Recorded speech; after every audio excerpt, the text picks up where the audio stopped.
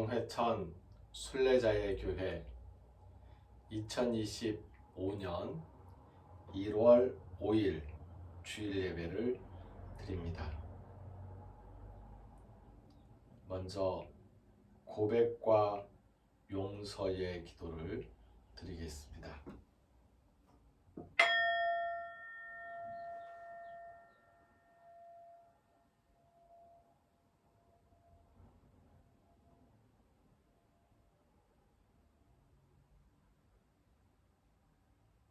이어서 감사와 소원의 기도를 드립니다.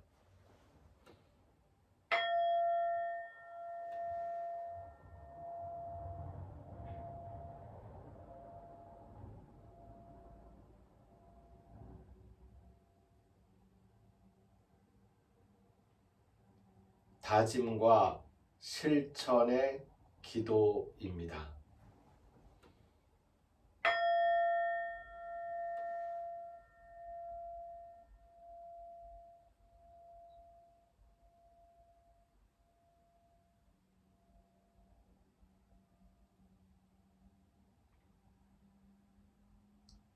예배하는 이들의 신앙 고백을 사도신경으로 함께 고백하겠습니다. 나는 전능하신 아버지 하나님 천지의 창조주를 믿습니다. 나는 그의 유일하신 아들 우리 주 예수 그리스도를 믿습니다. 그는 성령으로 잉태되어 동정녀 마리아에게서 나시고 본디오 빌라도에게 고난을 받아 십자가에 못 박혀 죽으시고 장사된 지 사흘 만에 죽은 자 가운데서 다시 살아나셨으며 하늘에 오르시어 전능하신 아버지 하나님 우편에 앉아 계시다가 거기로부터 살아있는 자와 죽은 자를 심판하러 오십니다. 나는 성령을 믿으며 거룩한 공교회와 성도의 교제와 죄를 용서받는 것과 몸의 부활과 영생을 믿습니다. 아멘. 성서의 말씀은 마가복음 11장 1절에서 19절까지의 말씀입니다.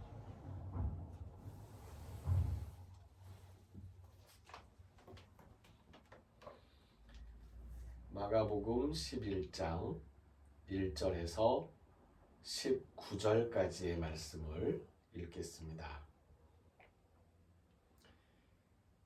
그들이 예루살렘에 가까이 와서 감람산 벳바게와 베다니에 이르렀을 때에 예수께서 제자 중 둘을 보내시며 이르시되 너희는 맞은편 마을로 가라. 그리로 들어가면 곧 아직 아무도 타보지 않은 나귀 새끼가 매여 있는 것을 보리니 풀어 끌고 오라. 만일 누가 너희에게 왜 이렇게 하느냐 묻거든 주가 쓰시겠다 하라. 그리하면 즉시 이리로 보내리라 하시니 제자들이 가서 본즉 나귀 새끼가 문 앞 거리에 매여 있는지라. 그것을 푸니 거기 서 있는 사람 중 어떤 이들이 이르되 나귀 새끼를 풀어 무엇 하려느냐 하매 제자들이 예수께서 이르신 대로 말한대 이에 허락하는지라. 나귀 새끼를 예수께로 끌고 와서 자기들의 겉옷을 그 위에 얹어 놓음에 예수께서 타시니 많은 사람들은 자기들의 겉옷을 또 다른 이들은 들에서 벤 나뭇가지를 길에 펴며 앞에서 가고 뒤에서 따르는 자들이 소리 지르되 호산나 찬송하리로다. 주의 이름으로 오시는 이여 찬송하리로다. 오는 우리 조상 다윗의 나라여 가장 높은 곳에서 호산나 하더라. 예수께서 예루살렘에 이르러 성전에 들어가사 모든 것을 둘러보시고 때가 이미 저물매 12 제자를 데리시고 베다니에 나가시니라. 이튿날 그들이 베다니에서 나왔을 때에 예수께서 시장하신지라. 멀리서 잎사귀 있는 한 무화과 나무를 보시고 혹 그 나무에 무엇이 있을까 하여 가셨더니 가서 보신즉 잎사귀 외에 아무것도 없더라. 이는 무화과의 때가 아님이라. 예수께서 나무에게 말씀하여 이르시되 이제부터 영원토록 사람이 내게서 열매를 따먹지 못하리라 하시니 제자들이 이를 듣더라. 그들이 예루살렘에 들어가니라. 예수께서 성전에 들어가사 성전 안에서 매매하는 자들을 내쫓으시며 돈 바꾸는 자들의 상과 비둘기 파는 자들의 의자를 둘러엎으시며 아무나 물건을 가지고 성전 안으로 지나다님을 허락하지 아니하시고 이에 가르쳐 이르시되 기록된 바 내 집은 만민이 기도하는 집이라 칭함을 받으리라고 하지 아니하였느냐. 너희는 강도의 소굴을 만들었도다 하시매 대제사장들과 서기관들이 듣고 예수를 어떻게 죽일까 하고 꾀하니 이는 무리가 다 그의 교훈을 놀랍게 여김으로 그를 두려워하밀러라. 그리고 날이 저물매 그들이 성 밖으로 나가더라. 아멘.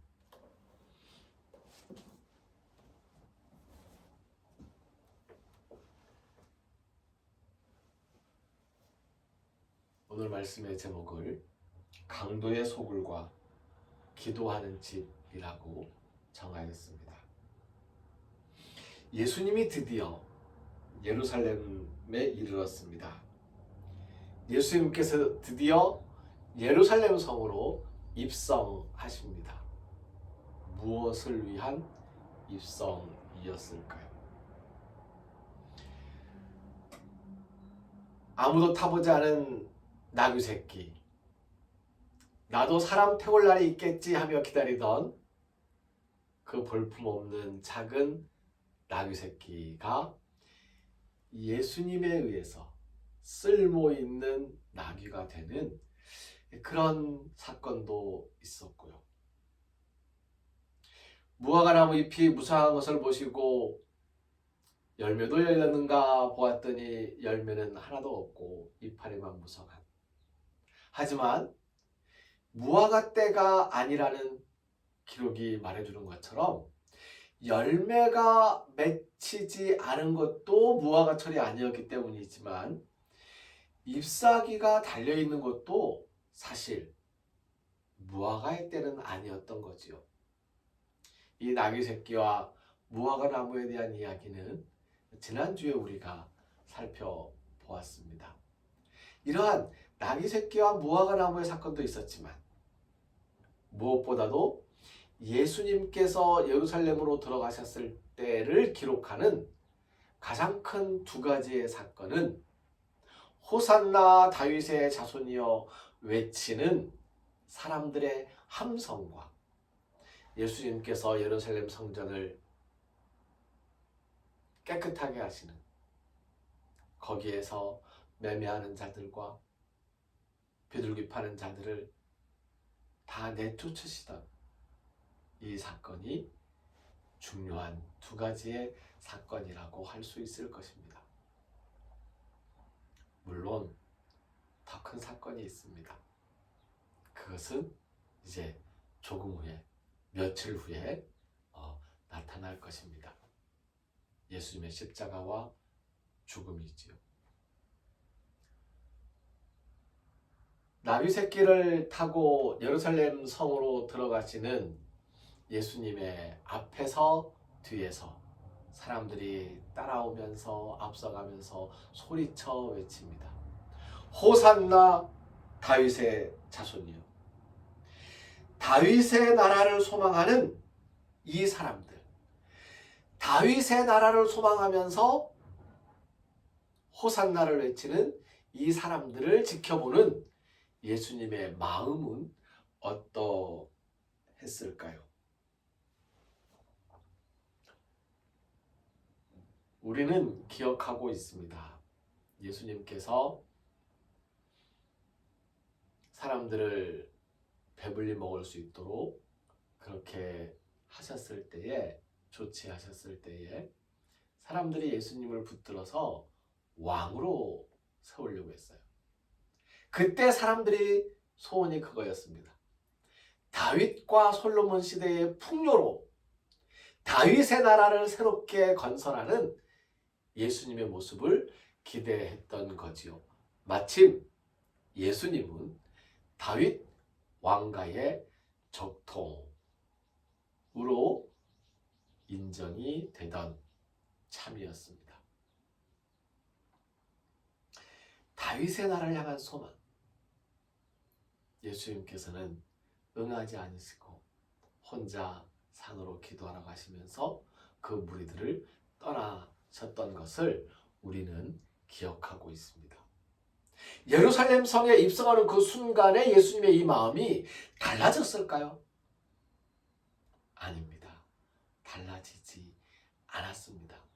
예수님은 지금 예루살렘 성으로 십자가를 지시러 자기의 고난을 뻔히 보시면서 내가 사람들 손에 잡혀서 대제사장들 손에 잡혀서 죽을 것이다 라는 것을 예감하시면서 들어가신 거잖아요. 우리는 이 호산나 다윗의 자손, 이 호산나 다윗의 나라, 이 외치는 예수님을 왕으로 외치는 이러한 선언, 거기에 매료되어서 예수님을 우리의 왕 되신 주라고 고백하기도 합니다. 절반만 맞습니다. 예수님께서 다시 오실 때에 그때 예수님께서는 우리의 왕으로서 나타나실 것입니다. 하지만 그때 그 왕의 모습도 예수님께서 이 땅에 계시는 동안 끊임없이 말씀하셨던 섬기는 자, 작은 자가 큰 자다. 왕으로서 군림하는 자, 통치하는 자가 큰 자가 아니다. 그런 사람들에게 힘이 있다고 생각하지 말아라. 끊임없이 말씀하셨잖아요.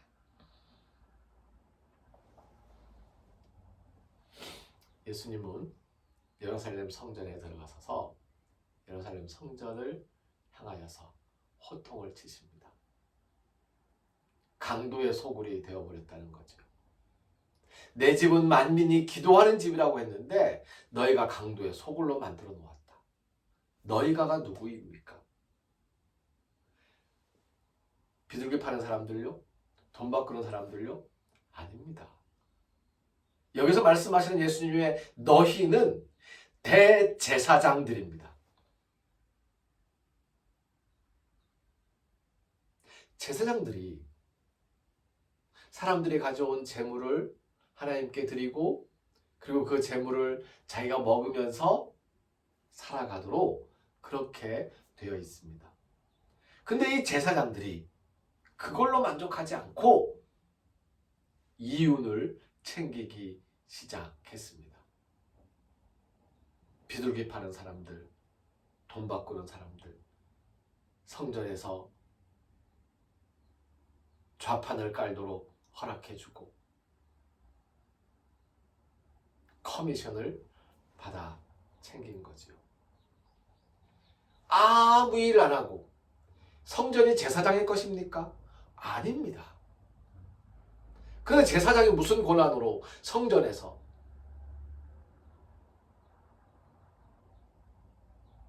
장사하는 일을 허락하고 커미션을 받아 챙기다니요.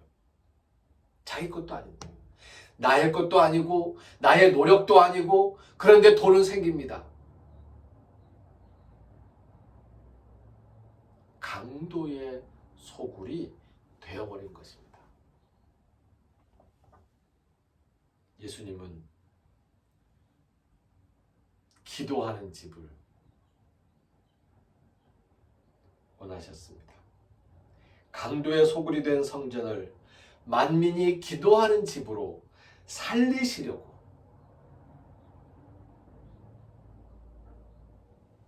이 말씀을 우리에게 주신 것입니다. 그런데요, 대제사장들과 서기관들이 예수님을 죽일 모의를 시작한 것이 바로 이때부터였습니다. 어떻게 죽일까? 서로 고민하고 궁리하고 계획을 세우기 시작한 것입니다.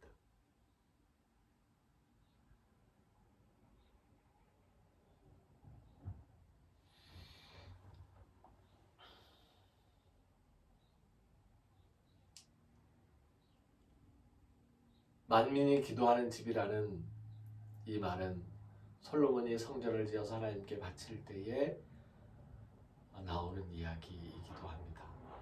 그때 솔로몬의 고백이 무엇이었습니까? 하나님, 제가 정성껏 이 집을 지었습니다.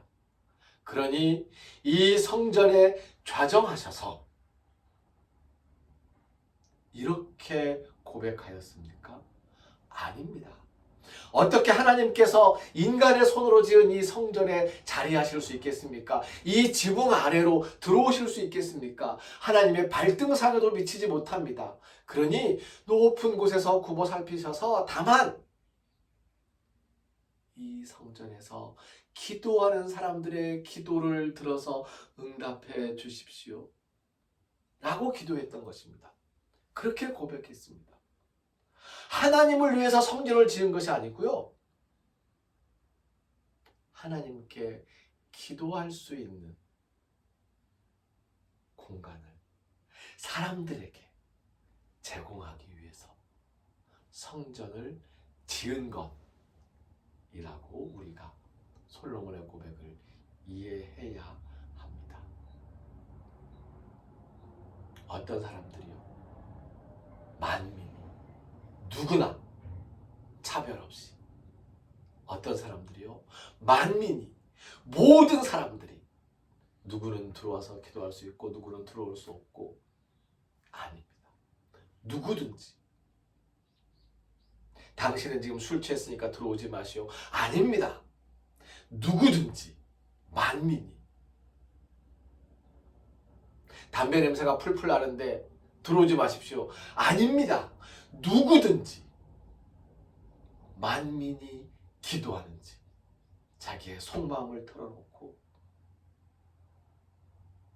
스스로를 돌아보고 자기의 나아갈 바를 구하고, 내가 힘이 다해서 아무것도 할 수 없으니 도와주십시오 기도하는 모든 사람들, 만민이 기도하는 집, 바로 그것이 하나님의 집, 하나님의 성전, 우리의 교회입니다. 오늘 제가 말씀의 제목을 강도의 소굴과 기도하는 집이라고 정하였다고 해서, 다른 교회들은 강도의 소굴이고 우리 동해천 순례자의 교회는 기도하는 집입니다. 예, 기도하는 집인 거 맞습니다. 공간이 작잖아요. 지금 화면에서 보이는 요게 전부예요. 예, 요만한 공간이 이렇게 사면으로 있습니다. 요만한 벽이 아주 작지요. 두어 사람 들어와서 기도할 수 있습니다. 혼자 기도할 수 있습니다.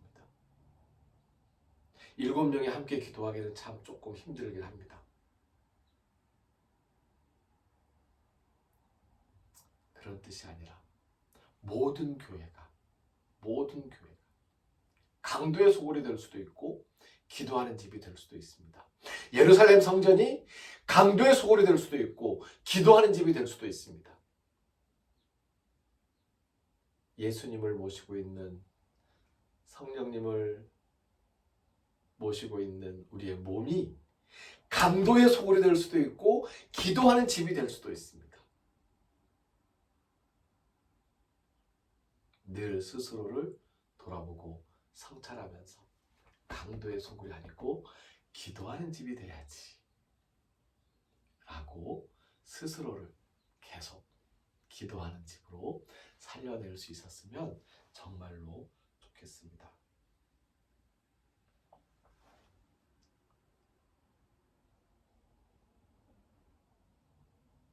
강도의 소굴이 되어가는 이유는 다른 것이 아닙니다. 내 이익을 생각하기 때문에 그렇습니다. 내 이익을 챙기려고 하기 때문에 그렇습니다. 욕심을 내려놓지 못하는 것이죠. 사적인 욕심.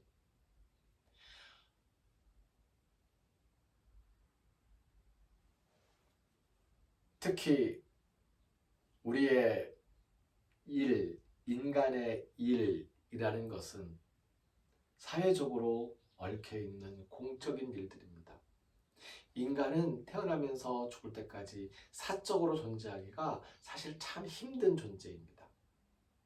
그래서 사회적 관계를 갖고 살아가는 사회적 인간이라고 이야기를 하는 것입니다. 그렇다면 우리의 모든 행위가 대부분 다 공적인 일들일 텐데 그 공적인 일들 가운데에서 사적인 욕심을 챙기려고 한다면 강도의 소굴이 되는 것입니다. 그래서 우리가 기도할 때마다 악으로부터 구해 주십시오. 이 나쁜 것들에 물들지 않게, 내가 나쁜 짓을 하지 않게, 내 욕심 챙기는 나쁜 짓을 하지 않게 이러한 악으로부터 나를 구해 주십시오. 강도들이 우글거리는 곳에서 나를 구해달라는 것이 아니고요. 내가 스스로 강도의 소굴로 만들고 있고 내가 스스로 강도가 되고 있습니다. 여기에서 나를 구해서 기도하는 사람이 되게 해주십시오. 라는 기도인 것입니다. 악으로부터 구하소서. 그래서 예수님께서 우리에게 가르쳐 주신 기도의 마지막 부분에 보면 알라 휘사이 아포투 포네루라는 기도가 들어있습니다. 포네루가 악입니다. 나쁜 것들이에요. 나쁜 행위, 나쁜 짓들, 악. 이 악으로부터 휘사이 구해 주십시오. 앞에 붙은 알라는 다만 오직 이라는 뜻입니다. 알라 다만 오직 휘사이 구해 주십시오. 아포투 포네루 악으로부터. 찬송가 636장 곡조에 맞추어서 알라 휘사이 아포투 포네루 함께 찬송합니다. 알라 휘사이 아포투 포네루 알라 휘사이 아포투 포네루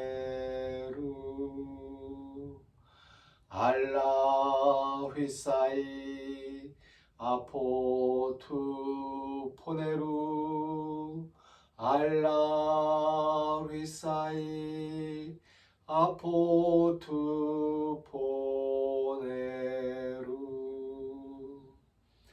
알라 휘사이 아포투 포네루 알라 휘사이 아포투 포네루.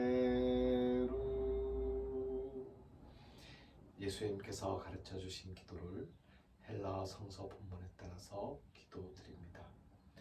파테르 헤몬 호엔 토이스 우라노이스 하갸세토 토 노마수 엘세토 헤 바실레이아수 호 게레세토 토 셀레마수 호스에 누라노 카이에피게스 토 나르톤 헤몬 토네피우시온 도스 헤민 세메론 카야페 세민 타 오펠레마타 헤몬 호스카이 헤메이스 아페카멘 토이스 오펠레 타이스 헤몬 카이메 에이세넨케스 헤마스 에이스 페이라스몬 알라 휘사이 아포투 포네루 호티수 에스틴 헤 바실레이아 카이에 드나미스 카이에 독사 에이스투스 아요나스 아멘.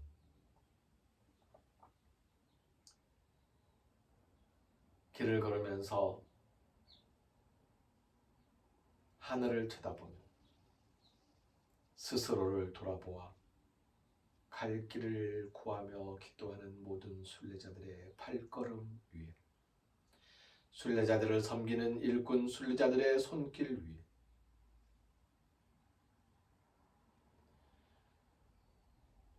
갑작스러운 죽음을 마주하면서 애통하고 스스로를 돌아보는 사람들과 갑작스러운 죽음을 바라보면서 애통하며 가슴을 뜯는 슬퍼하는 자들의 영혼 위, 이 혼탁한 대한민국, 이 나라와 이 나라를 새롭게 창조하고 변화시키려는 열망으로 자유와 민주의 광장으로 모여드는 사람들의 열정 위에 우리를 죽음에서 살리시는 주 예수 그리스도의 은혜와 하나님의 크신 사랑과 성령님의 함께하시며 교통하시는 은총의 역사가 이제로부터 영원까지 항상 함께하옵시기를 간절히 축원하옵나이다. 아멘. 순례자의 교회들을 위해서 어린이, 청소년, 성도들을 위해서 기도 부탁드립니다. 몇 번 말씀드렸지만 계속 말씀드리게 됩니다. 2025년 노벨 평화상, 21세기 지구 평화상 후보가 될 수 있는 그렇게 보이는 그 영광을 생각하면 찬란하지만 과정을 바라보고 지나가고 있으면 정말로 힘들고 어렵고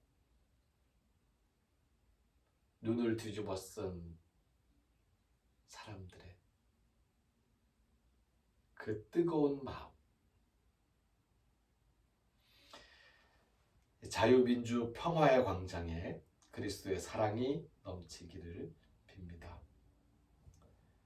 2024년의 행복과 아픔들을 딛고 2025년에도 여전할 아픔과 행복들을 기대하면서 성령님의 세심한 인도하심이 우리와 함께 하시기를, 그래서 우리 속에서 감사한 일들이 넘쳐나게 되기를 진심으로 축복합니다. 예배를 마칩니다.